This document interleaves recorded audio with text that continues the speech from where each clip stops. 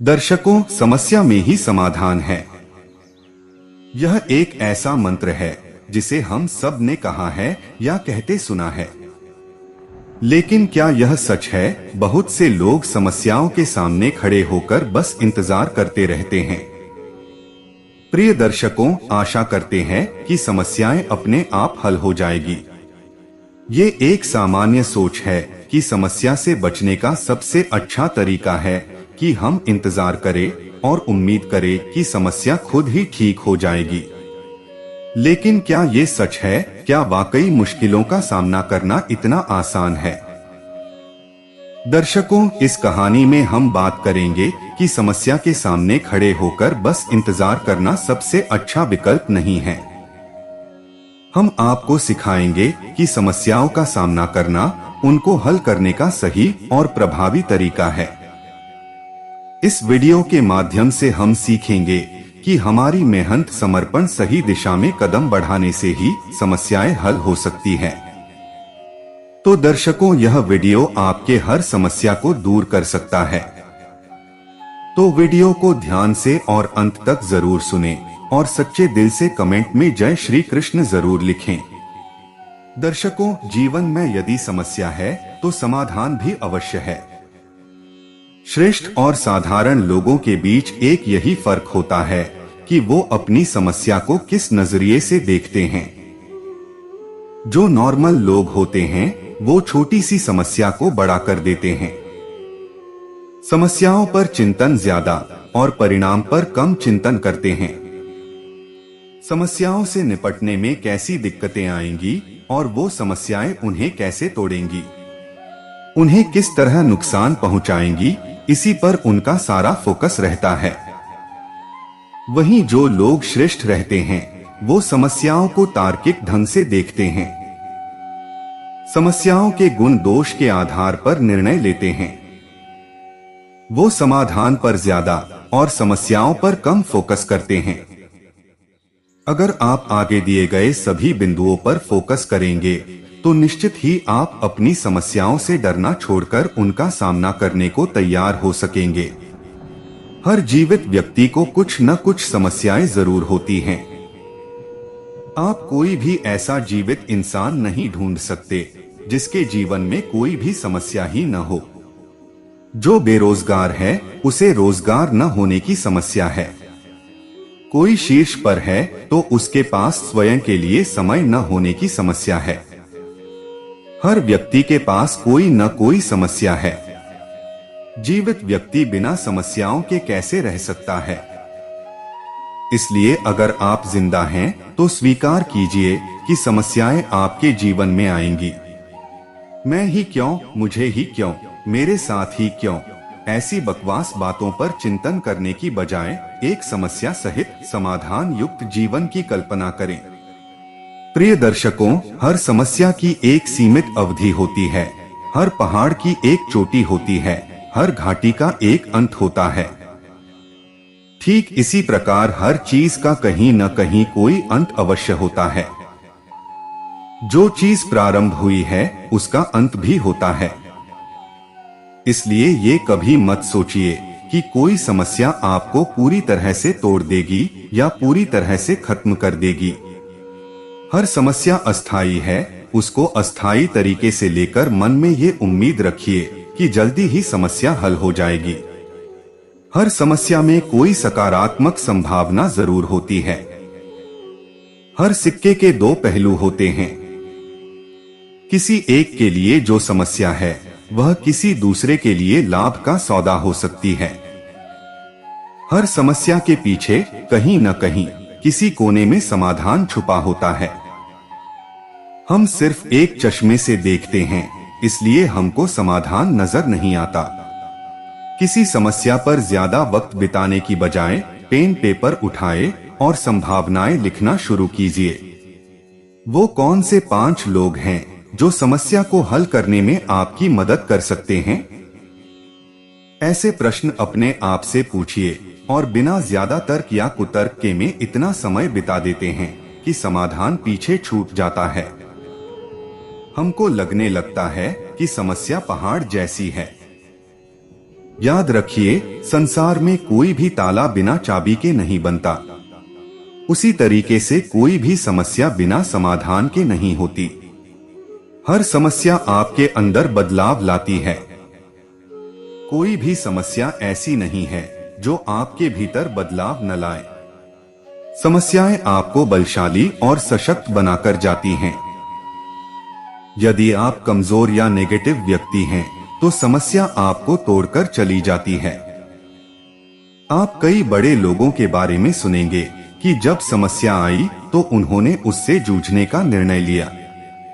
तो वहीं कुछ लोगों के मुंह से सुनेंगे कि जब समस्या आई तो किसी व्यक्ति का सब कुछ नष्ट हो गया। जिस समस्या ने कुछ लोगों को नष्ट किया है, उसी समस्या को पार करके हजारों लोगों ने समाधान भी ढूंढा है और उपलब्धियां भी हासिल की हैं। हर समस्या कोई न कोई बदलाव करके जाएगी। समस्याओं से बड़ा शिक्षक और कोई नहीं है। यदि आपके जीवन में समस्याएं हैं, तो आप सामना करके और मजबूत बनकर उभरेंगे। समस्या कभी तय नहीं करती कि आपके साथ क्या होगा। यह आपको तय करना है कि समस्या के साथ आपका क्या होगा। आप परिस्थितियों को नहीं बदल सकते, पर उन परिस्थितियों से आप कैसे निपटेंगे, इसका चुनाव सदा आप कर सकते हैं। समस्या से आप मुस्कुराकर निपटेंगे या रोकर। आप कई दिन डिप्रेशन का शिकार होकर निपटेंगे, पहले ही दिन उससे भिड़ने के लिए सीना ठोककर तैयार हो जाएंगे। प्रिय दर्शकों, समस्याएं नहीं बदलेंगी, वरना समस्याओं को हल करने का तरीका बदलेगा। वो तरीका आपको चुनना है। किसी भी समस्या में इतनी ताकत नहीं होती कि वो किसी व्यक्ति को खत्म कर दे, जब तक वह व्यक्ति उस समस्या को इस बात की इजाजत न दे। दुनिया में कोई आपका अपमान तब तक नहीं कर सकता जब तक आप उसे इजाजत न दें। कोई समस्या आपको हरा नहीं सकती जब तक आप उसको इजाजत न दें। हम सबके जीवन में ढेर सारी समस्याएं हैं। गरीब के पास अपनी समस्या, अमीर के पास अपनी समस्या, बैचलर के पास अपनी समस्या, विवाहित के पास अपनी समस्या, नौजवानों के पास अपनी समस्या, वृद्धों बच्चों के पास अपनी समस्या। कोई भी व्यक्ति समस्या से परे नहीं है। बावजूद इसके दुनिया में लोग अलग अलग स्तर पर इसलिए हैं क्योंकि उन्होंने समस्या का अलग अलग तरीके से समाधान किया। आपके जीवन में भी कोई समस्या हो तो एक बार उपरोक्त सभी बिंदुओं के नजरिए से उन समस्याओं को हल करके देखिए। प्रिय दर्शकों, मुझे उम्मीद ही नहीं, पूरा विश्वास है कि आपकी समस्या में से समाधान निकालने लग जाएगा। यदि समाधान तुरंत न मिल पाए तो भी आपकी निराशा अवश्य ही कम हो जाएगी। आपका तनाव कम हो जाएगा। आपको उस समस्या से लड़ने के लिए नया बल मिलेगा। तो दर्शकों, और एक कहानी के माध्यम से समझते हैं, तो चलिए इस कहानी के माध्यम से हम आपको समझाते हैं। प्रिय दर्शकों, एक राज्य का राजा बहुत चिंतित था क्योंकि उसकी पत्नी का जन्मदिन नजदीक आ रहा था। यूं तो कहने को वो राजा था, परंतु उनके जीवन में अनेक प्रकार की समस्याएं थी। परंतु राजा अपनी पत्नी को ऐसा उपहार देना चाहता था जिससे उनके जीवन में जो दुख है कम से कम उस दिन के लिए दूर हो जाए। वह अपनी पत्नी को खुश करना चाहता था, किंतु आपने यह देखा होगा, यह कार्य बहुत मुश्किल है, क्योंकि हम आज तक किसी को खुश नहीं कर पाते। हम चाहे लाख कोशिशें ही क्यों ना कर ले, लेकिन हम किसी को खुश नहीं कर पाते, क्योंकि यह खुशी हमारे पास नहीं है, ना ही सामने वाले के पास है। जो हमारे पास है ही नहीं, वो हम किसी और को कैसे दे सकते हैं। अर्थात अगर आपको किसी दूसरे को खुशी देनी है तो सबसे पहले आपको खुश होना होगा, आपको खुश महसूस करना होगा। अर्थात वो खुशी आपके पास होनी चाहिए, तभी तो आप किसी को खुश रख सकते हैं। एक दिन राजा ने सभी दरबारिया को अपने दरबार में उपस्थित होने का आदेश दिया और साथ सभी मंत्री गण भी उपस्थित थे। तभी राजा ने सभी से सुझाव मांगा कि आखिर वह किस प्रकार अपनी पत्नी को जन्मदिन में खुश कर सकता है। आखिर वह उन्हें कैसा उपहार दे जिसके कारण राजा की पत्नी खुश हो सके। वहां पर उपस्थित सभी लोग अपनी मन की बात राजा से बताते हैं, परंतु राजा को वहां पर उपस्थित किसी व्यक्ति का सुझाव पसंद ही नहीं आया। एक दिन शाम के वक्त राजा अपने रथ से कहीं जा रहा था, तभी रास्ते में उसने बहुत ही सुंदर मूर्ति देखी। वह मूर्ति बहुत ही सुंदर और आकर्षक थी। उसे देखकर ऐसा प्रतीत होता था मानो उस मूर्ति में जान हो। उस मूर्ति को देखकर राजा बहुत प्रसन्न हुआ और वह तुरंत ही मूर्तिकार के पास पहुंचा और राजा उस मूर्तिकार से कहता है, तुम तो बहुत बड़े कलाकार हो, तुम्हारी मूर्तियों में जान नजर आती है।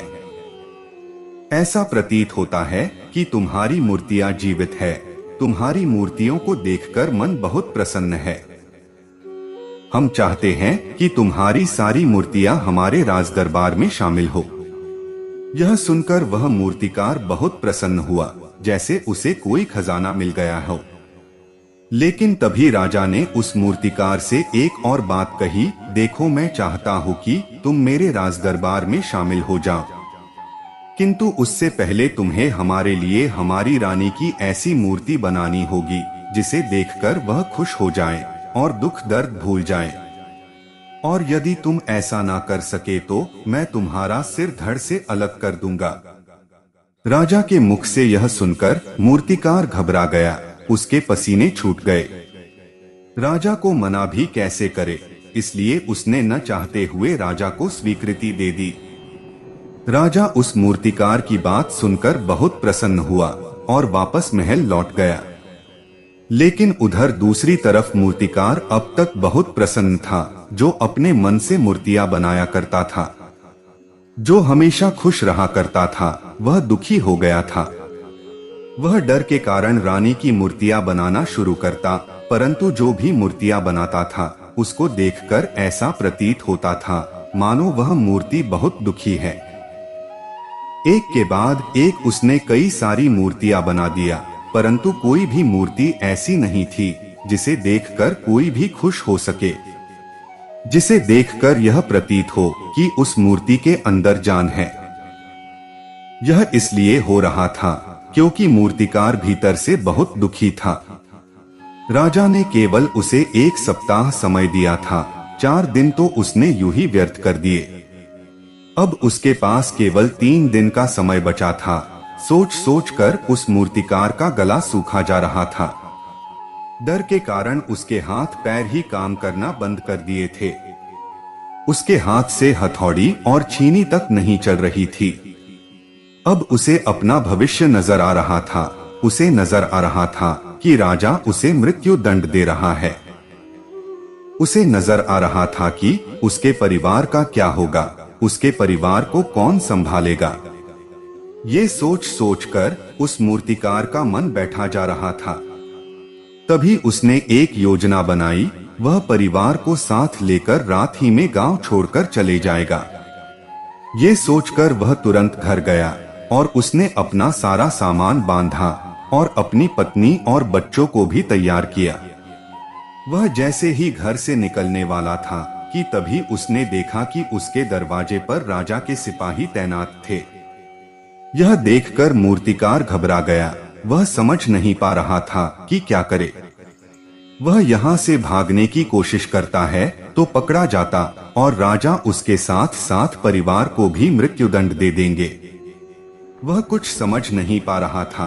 तभी वह जमीन पर बैठ गया और रोने लगा और अपनी पत्नी से कहता है, अब से तुम्हें बच्चों का ख्याल रखना होगा। मेरा और तुम्हारा साथ यही तक था, क्योंकि राजा ने जिस प्रकार की मूर्ति बनाने का आदेश दिया है, मैं उस प्रकार की मूर्ति नहीं बना पा रहा है, जिस कारण राजा ने मुझे मृत्यु दंड दे देंगे, मेरा सिर धड़ से अलग कर देंगे।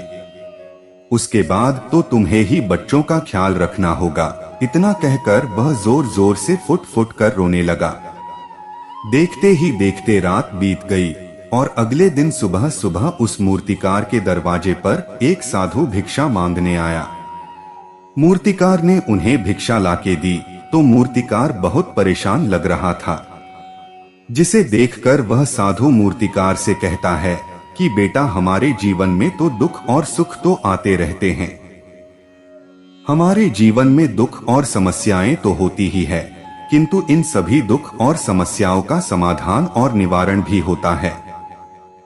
परंतु हम केवल दुख और समस्या ही देखते हैं, उन दुख समस्या के छिपे निवारण और समाधान को हम कभी नहीं देखते। यदि तुम ध्यान से देखोगे तो हर समस्या का समाधान और हर दुख का निवारण भी है। मैं यह अच्छी तरह से जानता हूँ कि तुम अपनी पत्नी और बच्चों को साथ लेकर भाग जाना चाहते थे, किंतु ऐसा हो नहीं सका। उस मूर्तिकार ने उस साधु के मुख से यह बात सुनी तो वह उनके चरणों में जा गिरा और हाथ जोड़कर उस साधु से कहता है, हे मुनिवर, आप ही बताइए मैं क्या करूं? राजा ने मुझे मूर्ति बनाने का आदेश दिया है, किंतु मैं चाहकर भी मूर्ति नहीं बना पा रहा, और यदि मैंने मूर्ति नहीं बनाई तो राजा मुझे मृत्युदंड दे देंगे, और उसके बाद मेरे परिवार का क्या होगा, उनका ख्याल कौन रखेगा? तभी साधु उस मूर्तिकार से कहते हैं, बेटा, आंख बंद कर लेने से कुछ नहीं होने वाला, समस्याएं तो वही की वही खड़ी रहती हैं। ध्यान देने और कर्म करने से सब कुछ बदल जाता है। यदि तुम केवल आंखें बंद करके यह सोचोगे कि तुम्हारी समस्याएं चली जाएंगी तो ऐसा नहीं होगा। इतना कहकर उस साधु ने मूर्तिकार के कानों में कुछ कहा और उसके बाद वहां से वह चले गया। उस साधु के वहां से जाने के बाद मूर्तिकार महल गया, जिसे देखकर राजा मूर्तिकार से कहता है, लगता है तुमने समय से पहले ही एक अद्भुत मूर्ति तैयार कर ली। बताओ वो मूर्ति कहाँ है, मैं भी उसको देखना चाहता हूँ। इस पर मूर्तिकार जवाब देते हुए कहता है कि महाराज, अभी तक मैंने मूर्ति तैयार नहीं की है, परंतु मैं आपके दिए समय पर अवश्य ही वह अद्भुत मूर्ति तैयार लूंगा। पर उससे पहले मेरा एक बार महारानी से मिलना बहुत आवश्यक है, अन्यथा वह अद्भुत मूर्ति तैयार नहीं हो पाएगी। राजा ने उस मूर्तिकार की सारी बातें ध्यान पूर्वक सुनी और उसके बाद राजा ने मूर्तिकार को महारानी से मिलवाया। मूर्तिकार महारानी से मिलने के बाद महारानी से प्रश्न करते हुए कहता है कि महारानी जी, किसी भी औरत का सबसे बड़ा दुख का क्या हो सकता है? इस पर महारानी जवाब देते हुए उस मूर्तिकार से कहती है, किसी औरत का मां ना बन पाना उसका सबसे बड़ा दुख है। तभी वह मूर्तिकार महारानी से एक और प्रश्न करते हुए कहता है, महारानी जी, किसी औरत के जीवन का सबसे बड़ा सुख क्या है? महारानी उस मूर्तिकार का जवाब देते हुए कहती है कि किसी भी औरत का सबसे बड़ा सुख उसके पति और बच्चे का उसके पास होना है। महारानी के मुख से अपने प्रश्नों का सवाल जानकर मूर्तिकार बहुत प्रसन्न हुआ और उनसे आज्ञा लेकर वापस अपने घर लौट आया। और अब से वह दिन रात उस मूर्ति पर काम करने लगा। देखते ही देखते पूरे 3 दिन पूरे हो गए। आखिरकार रानी के जन्म दिवस के दिन मूर्तिकार ने उस मूर्ति लेकर राजमहल पहुंचता है। लेकिन अब राजा के मन में बेचैनी थी कि पता नहीं उस मूर्तिकार ने कैसी मूर्ति बनाई होगी। पता नहीं वह मूर्ति महारानी को पसंद आएगी भी नहीं। इस प्रकार के कई प्रश्न राजा के मन में चल रहे थे। राजा के मन की बेचैनी लगातार बढ़ती ही जा रही थी, लेकिन उधर दूसरी तरफ राजा को उस मूर्तिकार पर पूर्ण विश्वास था, क्योंकि राजा ने पहले ही उस मूर्तिकार की हाथों की कला देखी हुई थी। इसलिए एक तरफ उनके मन में यह भी विचार चल रहे थे कि उस मूर्तिकार ने जरूर ही अद्भुत मूर्ति बनाई होगी। वो मूर्ति सफेद कपड़ों से ढकी हुई थी। तभी राजा ने उस मूर्ति की ओर इशारा करते हुए रानी से कहा, यह मूर्ति आपके जन्म दिवस का तोहफा है, इसे कबूल करे। उसके बाद रानी ने उस मूर्ति से वह कपड़ा हटाया और उस मूर्ति को देखते ही रानी की आंखों से आंसू बहने लगे। यह देखकर राजा को ऐसा प्रतीत हुआ महारानी को यह मूर्ति पसंद नहीं है। इसलिए राजा ने तुरंत ही क्रोधित होकर अपने सिपाहियों को आदेश दिया और मूर्तिकार को बंदी बनवा लिया। लेकिन तभी महारानी राजा से कहती है, रुकिए, इस मूर्तिकार ने मेरा दुख और सुख एक ही मूर्ति में निकाल दिया है। इस मूर्ति में मेरे पति मेरे साथ और मेरे हाथ में मेरा बच्चा है। इससे सुंदर मूर्ति मैंने आज तक नहीं देखी, ये बहुत ही लाजवाब है। इसे सुंदर तोहफा मेरे लिए और कोई नहीं हो सकता। काश ऐसा मेरे जीवन में वास्तव में हो जाए।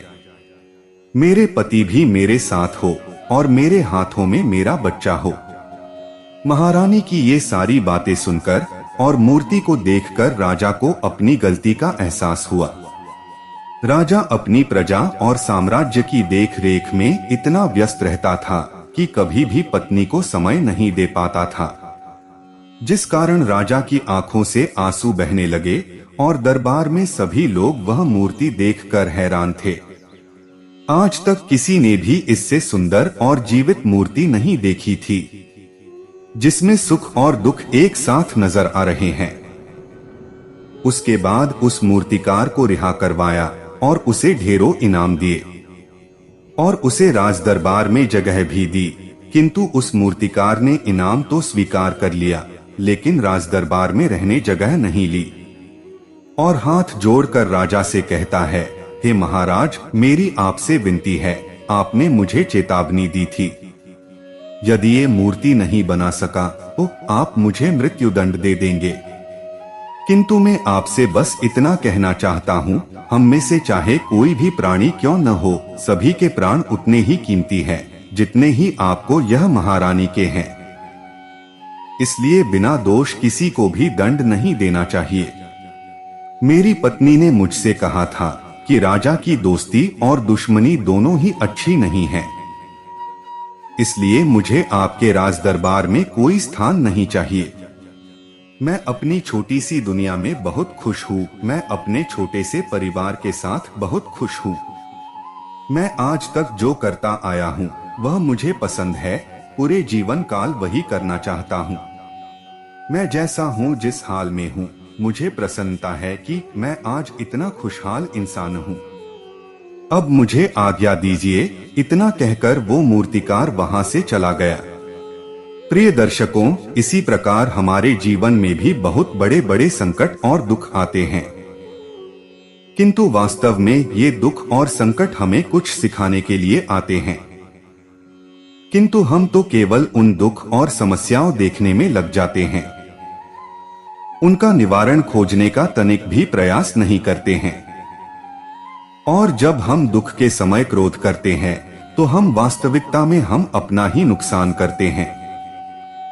जो व्यक्ति समझदार होते हैं वह अपने दुख और परेशानियां से ये सबक सीख लेते हैं कि विषम परिस्थितियों में शांत रहकर उन दुखों का निवारण करना, उन समस्याओं का समाधान करना चाहिए। किंतु हमसे अधिकांश लोग ये नहीं सीख पाते और वे लोग बार बार वही गलती दोहराते रहते हैं और क्रोध करते हैं। क्रोध में इंसान अपने दुख और समस्या का समाधान करने में असमर्थ होता है और वह अपनी समस्याओं के दलदल में फंसता चला जाता है। दर्शकों, इस प्रकार जो व्यक्ति समझदारी से शांत रहकर अपने दुखों और समस्याओं का हल ढूंढ लेते हैं, वे अपने जीवन में खुशहाल रह सकते हैं। तो दर्शकों, उम्मीद करता हूँ कि आपको वीडियो पसंद आया होगा और आप हमारे चैनल पर नए हो तो वीडियो को लाइक और चैनल को सब्सक्राइब जरूर करें। आपके एक लाइक से ही हमें प्रेरणा मिलती है और हम मोटिवेट होते हैं। धन्यवाद।